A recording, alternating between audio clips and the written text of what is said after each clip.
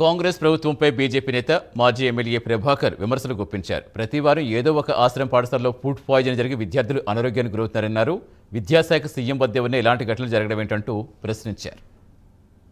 ఏదో ఒక ఆశ్రమ పాఠశాలలో ఫుడ్ పాయిజనింగ్, విద్యార్థులు ఆసుపత్రి పాలు, ఒకరు కాదు, ఇద్దరు కాదు, ముగ్గురు కాదు, వందల సంఖ్యలో. ఒక వైపున కీలకమైనటువంటి విద్యాశాఖని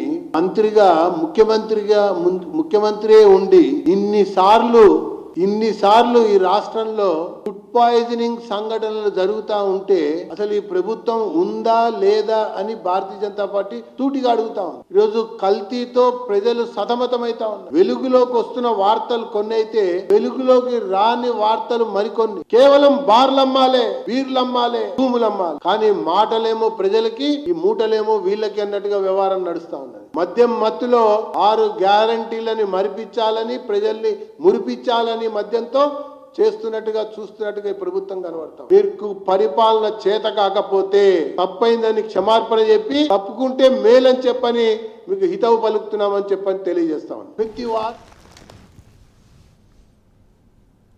కాంగ్రెస్ అధికారంలోకి రావడం